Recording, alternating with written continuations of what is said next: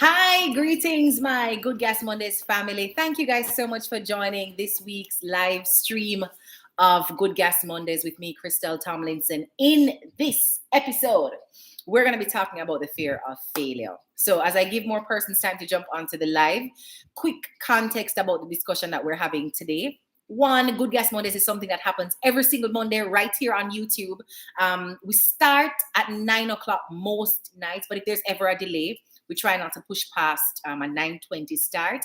Our intention, despite some of the topics being so rich and hard, to just kind of cap off in a 45-minute segment.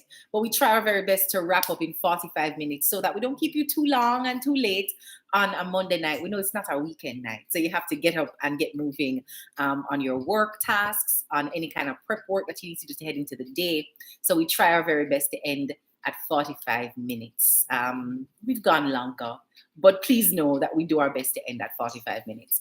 What is Good Gas Mondays? It is a space for conversation, for reflection, for you to be energized and literally gassed up so that you can achieve more for the year, for the week, for the month, for the day that you're stepping into. I believe resolutely all of us carries light, and that light has to shine.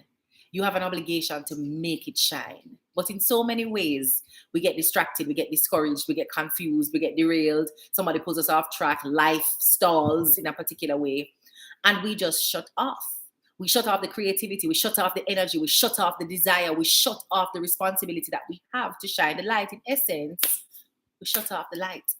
And I think in doing that, we deny the world an opportunity to be blessed by our energy, those creative elements that only we can bring into the world, or passion, or love, and literally the light in dark corners so that there can be new life in the spaces that we occupy. So Good Gas Mondays is meant to come against that spirit of lock off. We don't want you to turn your light off. And if for some reason you lose the vibe, you lose the energy, you've lost your focus, then we hope that this space will help you to find the light switch again, change a bulb if you need to, rewire the circuit breaker, and get back to the business of lighting up this world. We want you to achieve more, and that requires showing up in your authenticity, in your full self, ready to serve.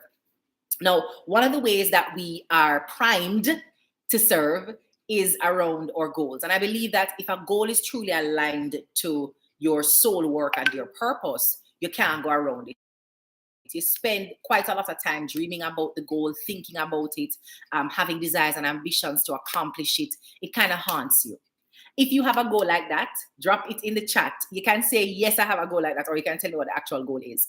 But I think we all carry that seed that's planted in our spirit from birth that we can't go around. We wake up in the middle of the night thinking about it. We spend our hours with friends on the phone talking about it. We daydream in the middle of work about fulfilling that particular goal or getting started on that mission. Let me know if you have one such goal, two such goals that feel so aligned to your purpose that you can't stop thinking about it. You're essentially obsessed with this goal.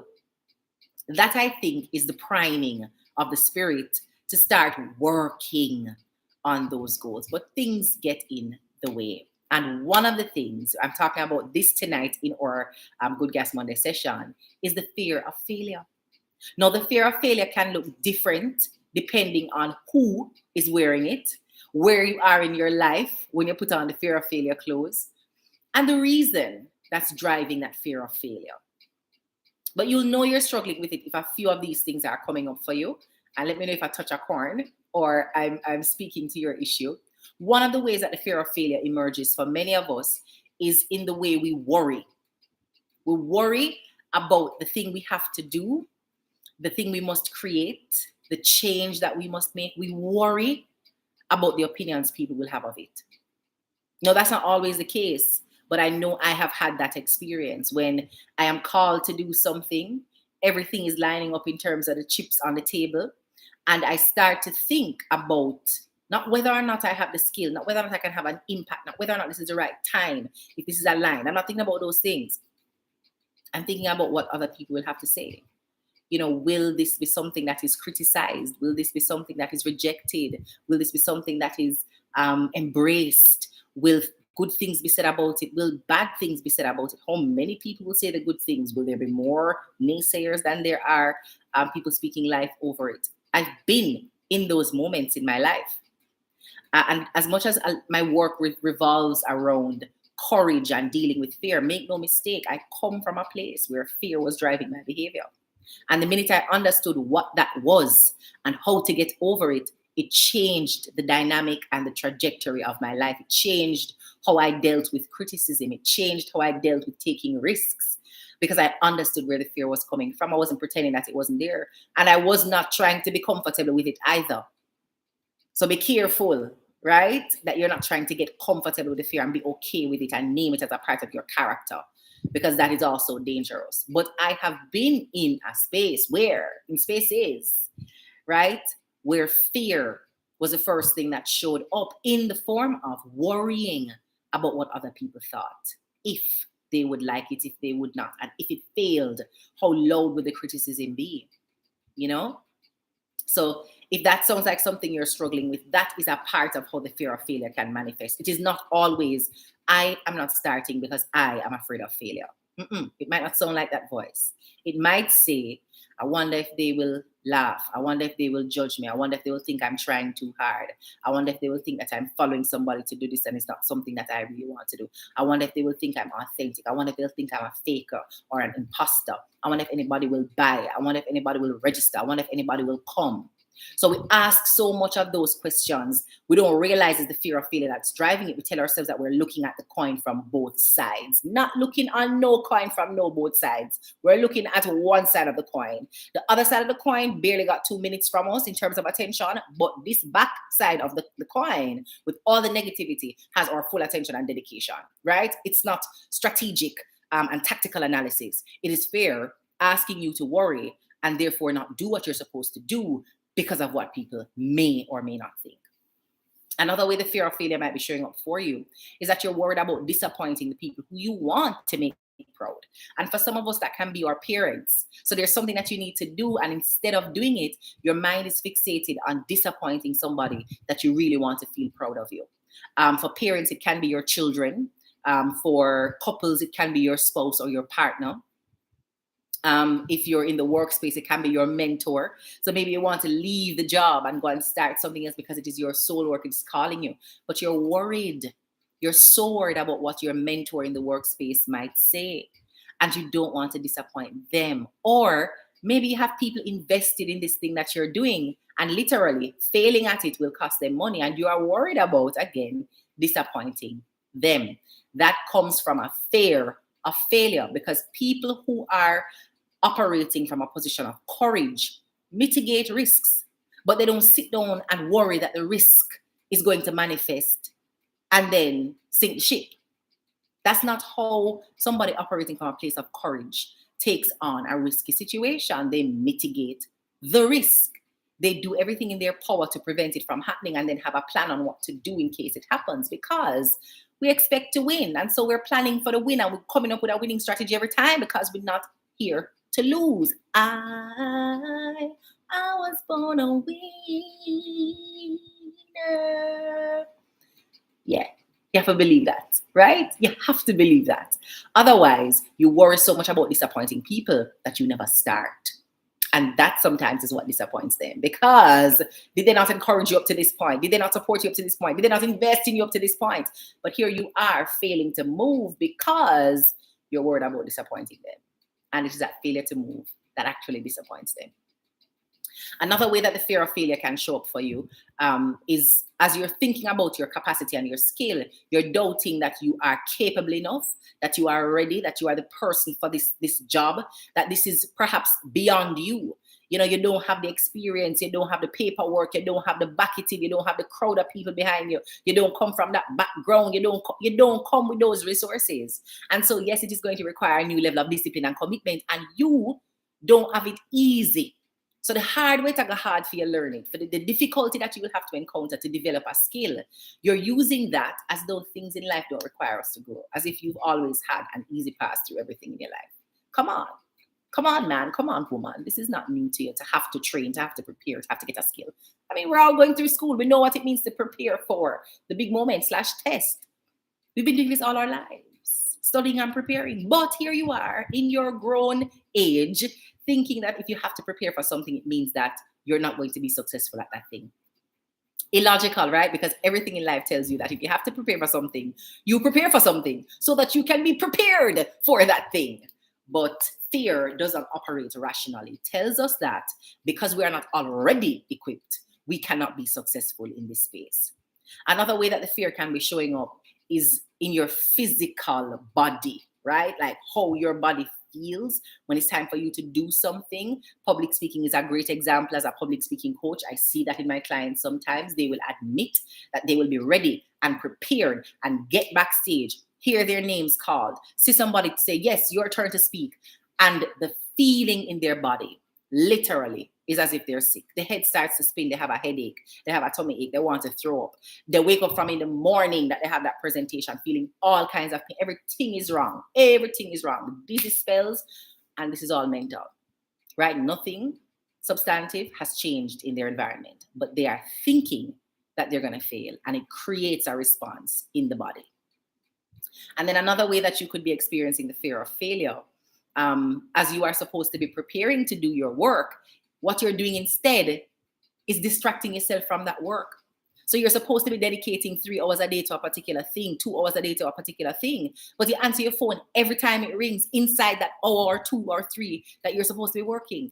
You're responding to emails, you're scrolling on social media, you are saying yes to new things, you're getting up and leaving your workspace so you can go and fiddle and toy, but be busy working on something else so that the time runs out, so that you miss the deadline, so that you don't deliver, so that you reaffirm in yourself that you are in fact a failure. And you use that experience and that feeling in the next moment to say, boy, it doesn't matter how well I try, I just always fail. No, you're not trying hard enough. You're actually inviting the distraction in so that you cannot try. And you're calling that trying and failing. It's called not trying, and therefore defaulting to failure. So if any of those 5 ways sounds like how the fear of failure is showing up for you, drop something in the chat and let me know. If there's something that I missed and you want to share it with me, let me know. That's the question right now. How does the fear of failure show up for you? What does it feel like in your body? And while you share in your body, in your mind, in the thoughts, in the words, and while you share that, I want to go into where it comes from, because this is the linchpin. This is the secret sauce that once we figure this out, it changes how we're even talking about this fear of failure that we have. It changes how we respond to the fear when it shows up in our body. It changes the tactic, the approach, the strategy when that fear shows up for us. And here's the big revelation. Where fear comes from is a place of inadequacy. But I'm going to go a little bit deeper because I'm sure you haven't heard that. This is not the first time you're hearing that. But I want you to understand what that place is. And I think once all of us understands the place of inadequacy, we can get a lot more clear on what we should be doing to get out of that place, to never have that place as a thriving space inside of our being ever again. When you are afraid of failure, it is because you want to do well. So no one is afraid of failure who actually wants to flop. If you have no anticipation or expectation of doing well, who cares if I fail? And so that's also people can show up unprepared and just wing it and they don't feel any way about it. If they do well, great. If they don't do well, oh well. It really does not matter because they don't have an expectation or an ambition to do great. You have a fear of failure because you want to excel. You want to accomplish something. You want to be seen as somebody who is successful. Either seen in the eyes of the person that you're trying to impress, the crowd that is always rooting against you and you want to prove them wrong, or to yourself. So it's not always people on the outside that you're trying to prove it to. Sometimes you're trying to prove to yourself that you are a success. And so the fear you have of failure comes from a place of wanting to establish an identity as a success. So we want to do well so that others can see us as successful. And therefore, if they don't see me as successful, I lose, Remember, let me take it back in because we're going somewhere and I want to make sure that you're following me. You want to be great in the eyes of others or in the eyes of yourself. And therefore, if you take the action and it fails, this is why the fear is so palpable and can stop you in your tracks.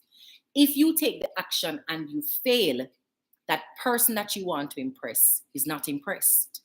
The crowd that you want to clap does not clap. The celebration and the raising up of your name on a pedestal, it doesn't happen. And so, by virtue of the failure, you don't get the celebration and the recognition and the reward that you're looking for. And that is a blow to your ego. And I know you could be thinking about your fear of failure from a more noble perspective. You know, I'm a perfectionist. I don't start things until all the pieces of the puzzle are in place. And so I would rather spend 30 years in preparation for 3 hours of excellence, right? That's how you talk about it. You know, my commitment is making sure that what I do, I cross all my T's and I dot all my I's, and I do not begin until all of that is done. That's still the fear of failure, because nothing is ever perfectly ready. So if you give yourself a prerequisite of perfection before you start, that's because you don't want to start. That's because you can't afford to start and somebody outlines or identifies an imperfection, because your ego and your self-confidence is built on people thinking that you are excellent and great and successful. So you have not yet established an identity outside of the view of others who gaze and see you as successful. Who you see yourself as is directly related to who they see you as. And so right now, when you don't do anything, they can't say anything, right? They can't oppose the view that you have of yourself that you are a success. They can't oppose the view you have of yourself that you are meant for greatness and you're just waiting on the right time. They can't oppose the view you have of yourself that you're in preparation mode and getting ready and almost about to start. They can't oppose that view because you've done nothing. So in their eyes, you're not yet diminished. So you can stay there and still have the credit, or at least you have not yet earned the discredit from them. And that is what you're running from. Your fear of failure is not because you're trying to create something that serves the world. Because if that was the reason, you know you can serve the world with imperfect things. Every single year, sometimes inside 1 year, there are 2 upgrades to the iPhone. Come on, man. How long have these people been making phones? But ask if they're not going to sell you an upgraded phone with things that they know need to be fixed. They'll fix it later. They'll fix it as we go. We're not trying to give you the perfect thing right now. We will fix it as we go. And we're going to charge you top dollar for the 3 things we'll fix, knowing that we'll have 17 other something we don't fix. Next year, you're paying me one next $1,000 to fix 3 more something. They're going to keep upgrading the phone. They're going to keep bringing it to market. And they're not going to stop selling it because it's not perfect, because they understand the value of the product and how it serves the world. And they understand that, yes, when I get a critique on the quality of the camera, when I get a critique on the storage space, when I get a critique on the shape, I can improve on that. But it doesn't change that the phone they have in their hand right now is valuable as it is. It serves a purpose as it is. It's changing lives as it is. So it is not perfect. Not going to tell anybody it's a perfect phone, but I know the worth and the value of it. Think about yourself in the position of the phone. Until you know the worth and value of yourself, you're going to keep yourself off the shelf and off the market, because you have not yet validated who you are, what you bring to the table, why it matters that you are on the shelf as an option, why it matters that your voice, your perspective, your skill, your work, what you create, why it matters in the world. You don't know that yet. And so until you know that for yourself, you continue to depend on other people to know it for you. So if they have something bad to say about it, you have something bad to say about it. And you can't counter the negative that they have because you're not yet clear on what the overwhelming positives are. And so you don't act. So yes, the fear of failure comes from a need to be great, but that need to be great is linked to that validation that you need from other people, because you're not yet sure that you're great as you are. You're not yet sure that you are valuable as you are. You are not yet sure that what you bring to the table is worthwhile and adds real value to the space. You really don't know that yet. And until you know that, you will continue to worry about letting down other people. You will continue to worry about the criticisms that you will face. You will continue to worry about the faults and the flaws that will be exposed when you take the stage and the light hits you. Until you have validated yourself, you will always be afraid of failure. Because when people do not see you as a winner, you don't know that you are still a winner. When people are not clapping for you and celebrating you, you cannot do that for yourself. When people aren't saying, wow, this is so fantastic, this is so amazing, you have not figured out how to do that for yourself. And so, yes, you will be afraid of failure because the sense of self you have is wrapped up in the perspective that people have of you. That's why we are afraid of failure. The moment I figured it out, unstoppable. Unstoppable became me. Unstoppable.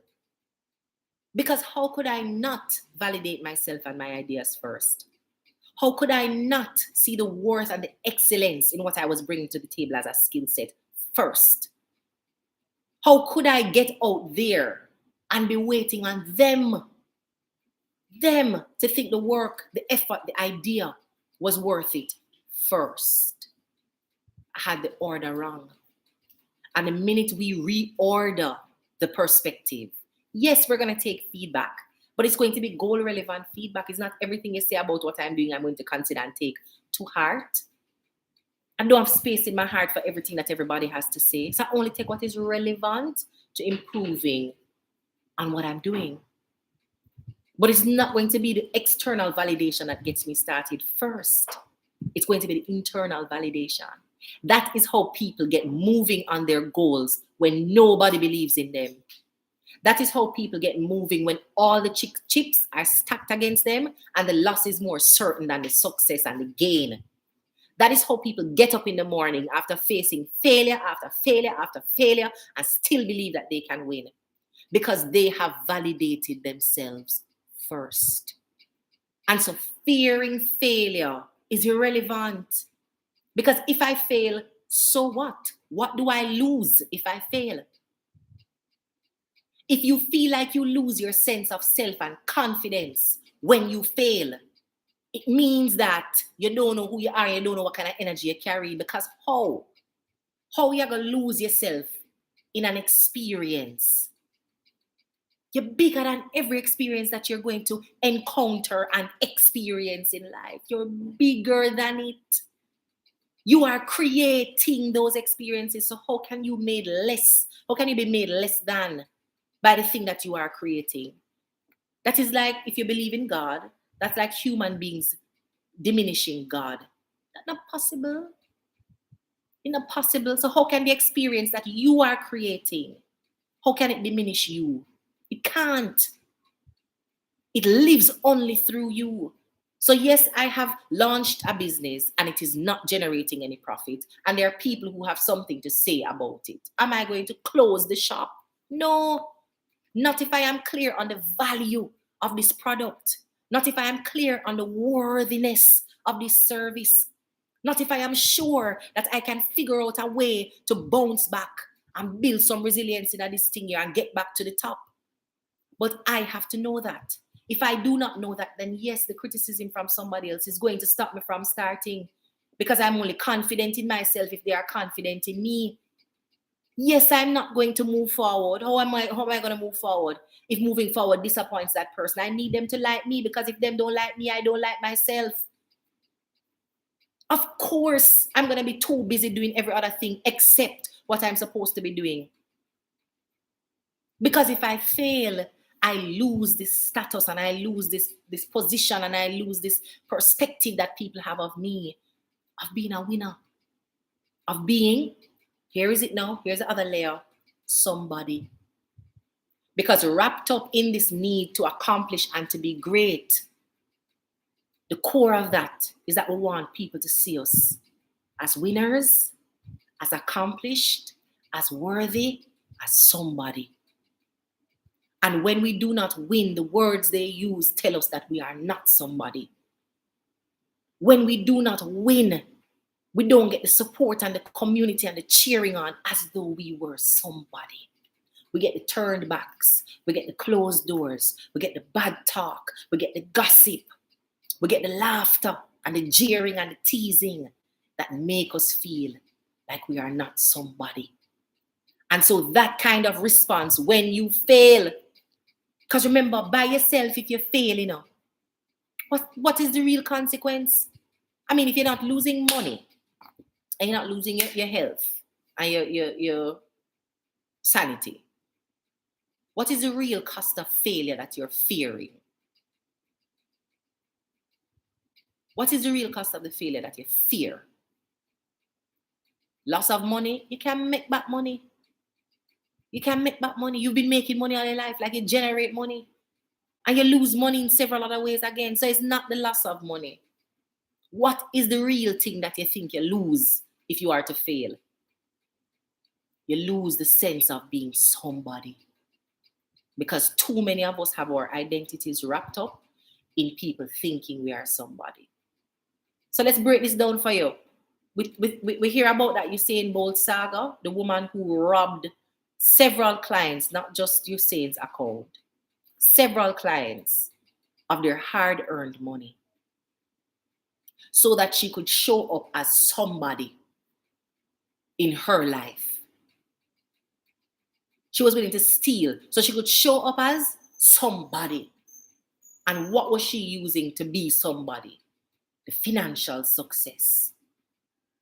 And there are a lot of people who the only reason they want to drive a G-Wagon or a Range Rover is to drive past some people and make them know, say, look what I have, I'm somebody.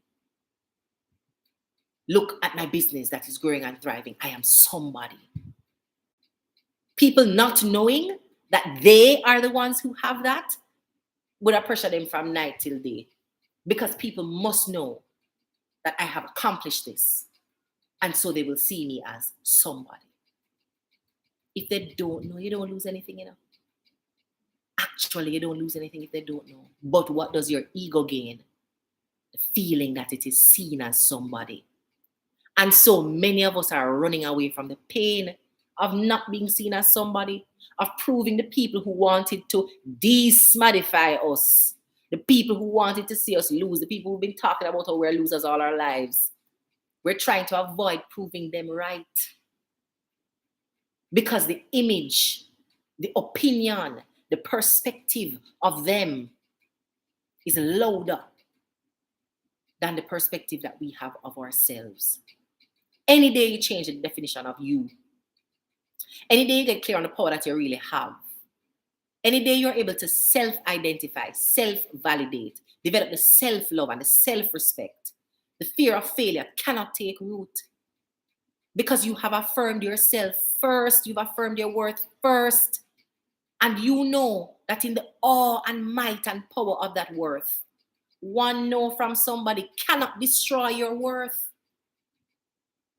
One rejection, two rejection, three rejection cannot destroy your worth because you are self-validated. So something external cannot un- or devaluate you. It can't work so. If I am self-validated, no matter how many no's I get, I am what? Self-validated. So I still give myself the yes them. I still give myself the yes. I'm still moving through the sea of no's, the room of no's, the room of rejections. I still move through it like me not hear what them I say. I'm only a pick up what is relevant to helping me improve in my execution next time I try. Because I'm going to try again. Why? I'm self-validated. So how I must allow an external outcome, an external response to cause me to question, to cause me to not move, to cause me to devalue. It cannot work like that. I am self-evaluating, right? But I'm also self-validating. Because part of validating yourself, you have to be honest about who you are and what you're coming to the table with, right? Be honest about where you need to grow and where you actually have skills and don't. So assuming that you've determined in your mind that this is the passion, and we spoke about it at the top of the video.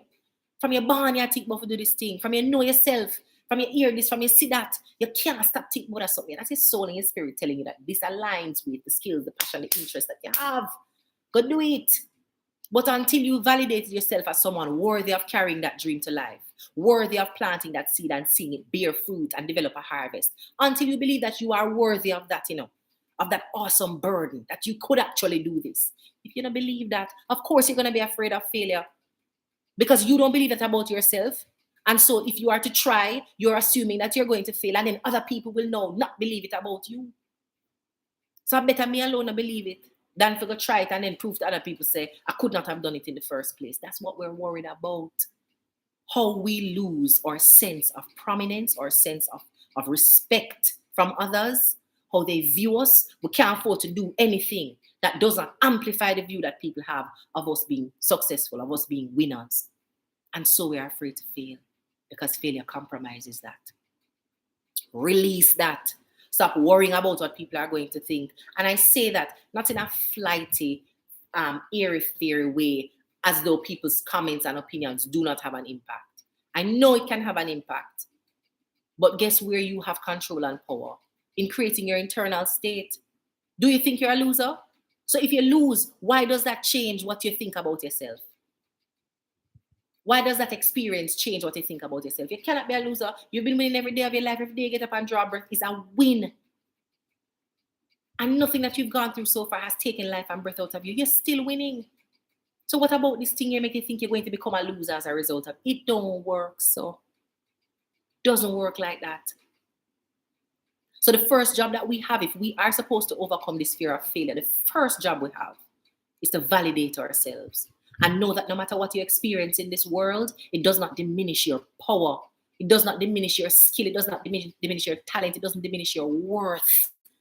That is the heart of it. No matter what you experience in this world, no matter what people say about you, no matter how much you fall flat on your face, none of those things diminish your value and your worth. You are still valuable, even if you're not winning, even if the business is not thriving, even if you're not making a profit, even if your pocket empty, even if your belly empty.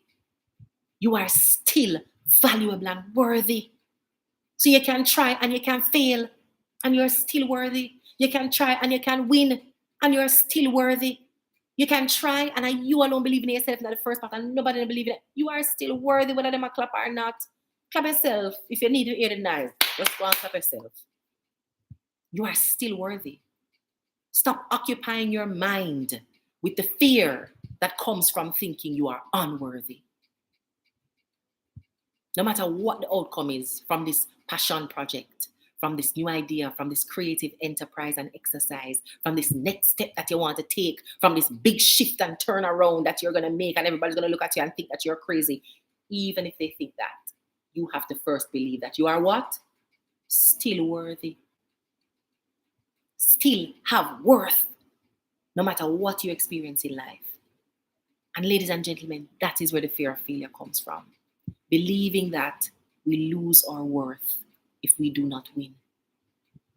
And that is a lie. You cannot lose your worth. Even if you want to give it up, you cannot. It's not something that you can take out of yourself and throw it away. You carry that light. You cannot lose your worth and your worthiness. So don't worry about the failure. There's nothing you can do to compromise your worth and your worthiness. If you never become a billionaire in life, it cannot compromise your worth and your worthiness. You are meant to be here. What you have to offer this world is valuable. And while you figure out how to offer it best, don't worry about what people are going to say as you're figuring that out. What they have to say does not change your worthiness. And you have to believe that. Your ego wants you to look big in people's eyes all the time. And so if there's a moment when you might not look big in their eyes, i.e. failing, the ego don't want none of that. So the ego prefer to sit down and say, I'm a perfectionist. I haven't started because I'm waiting on a perfect moment. Because the ego cannot dare have somebody say, the things that she did, the things them did. Ego literally experiences a little bit of death. Hearing people say something bad about it, something that contradicts what it thinks about itself. Cannot survive. But you see, the deeper knowing beyond the ego, the deeper knowing means that none of that could ever have an impact on you. It don't matter what them say because you know you're worthy. It genuinely cannot matter. It cannot stop you because it cannot rob you of anything. That is where the fear of failure comes from. Believing that by not getting the outcome that you want, you lose something in yourself. And yourself is desperately trying to protect itself from any pain. So it is delaying your action. It is causing you to worry about people's opinions. It's telling you that you're going to let people down. It's telling you don't have what it takes. You're not ready yet. You need to wait. But it is not true. It is not true. Anything you don't know how to do, you can learn to do it. And if you have to learn to do things, it don't take away from your worthiness. You've been learning all your life. If you have to try hard to accomplish something, it don't take away from your worthiness. You've been trying all your life. You are still worthy.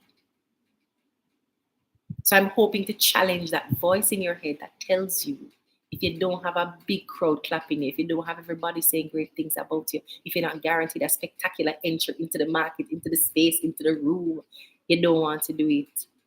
Know that you are worthy without that, no? Can you know?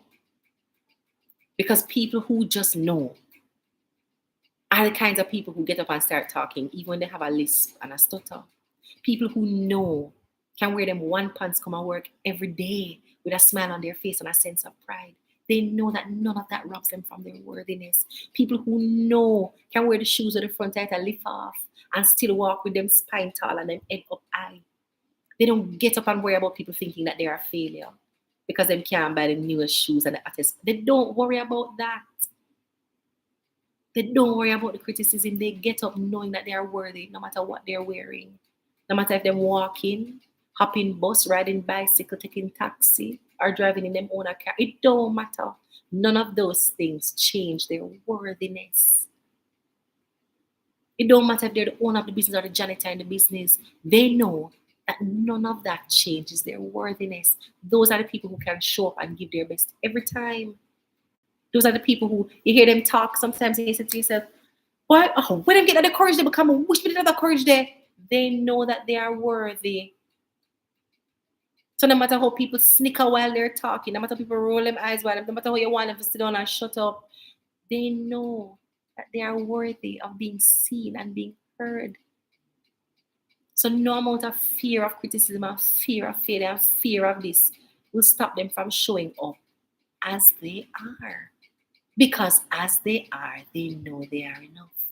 They've already validated themselves and they're not waiting on the external validation to show up and go on like them a smaddy.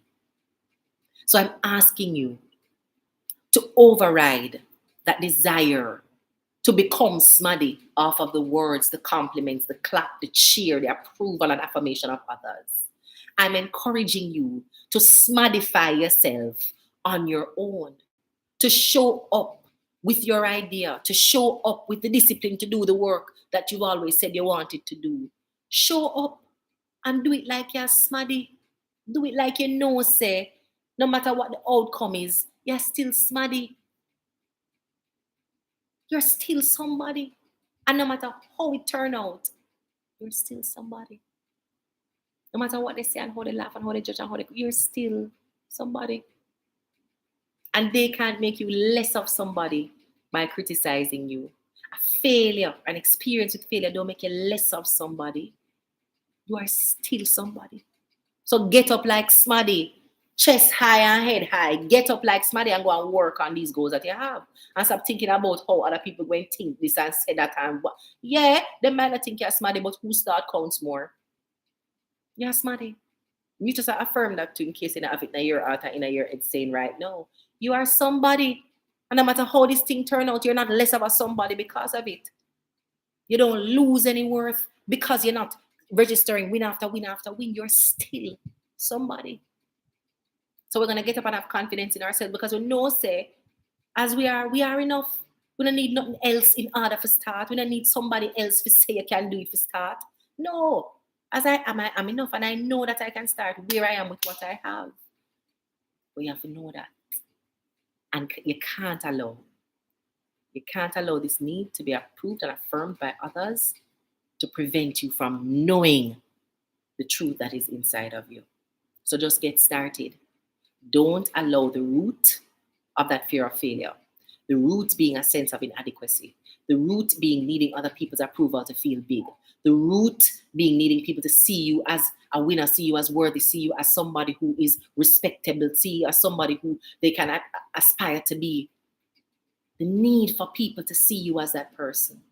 Don't allow that to stop you from starting, because ultimately you don't need any of that. The need for nobody to look at you and laugh.